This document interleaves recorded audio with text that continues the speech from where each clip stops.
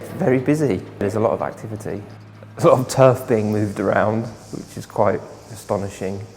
I'm not really noticing it though, because I'm getting on with this. I wanted to put the sculptures, the outside sculptures, in a particular place, and they've changed all the turf, so it looks greener. You know, it's landscape and trees, and the colours are, yeah, in your face and standoffish, and which is a reaction I think that I have to this environment. I was brought up in the city and the countryside, so it's not the countryside, but it's this particular environment, this estate, let's say, that I'm reacting to. And not necessarily, this isn't necessarily negative, you know, it's just a reaction. The materials are obviously a big deal of this. Stone, metal, concrete, you know, and I'm not making stuff like that. John got in contact with me completely out of the blue.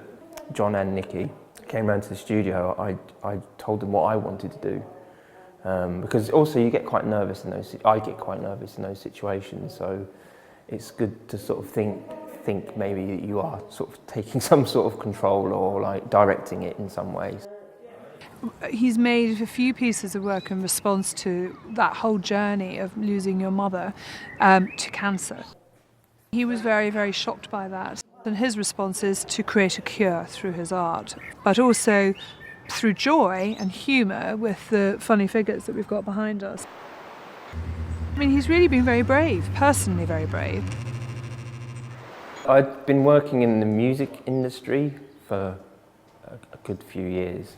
I stopped doing the music stuff, and so my mum said, you can come and move into my flat in Old Street in London and get on with making some work.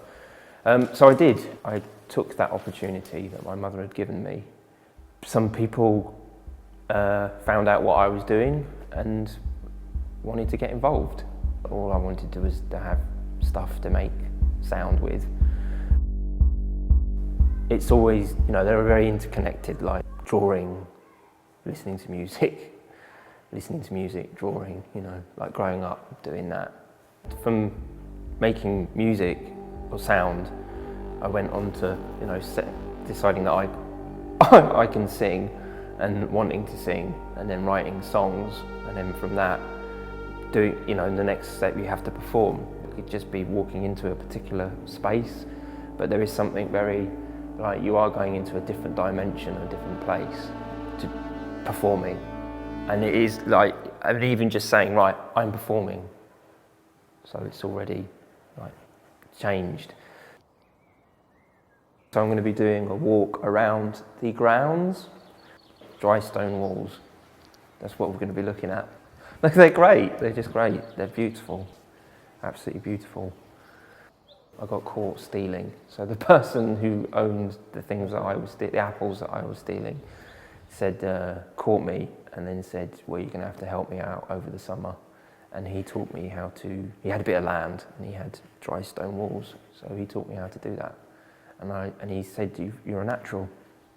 I haven't got anything to say about the other work.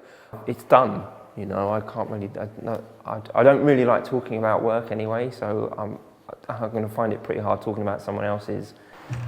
Humour and playing, that's really important in what I do, because it is kind of like, all a bit of a nonsense really, as in, you know, making stuff. So, I do think about that, and I do, and I think I just think it's really important for people to laugh and, you know, have a bit of fun. Just a bit of joy, you know. I don't know, it's really hard talking about that stuff. I mean, I don't know when I see something that's good, I don't know what usually it's good because I don't know what it is.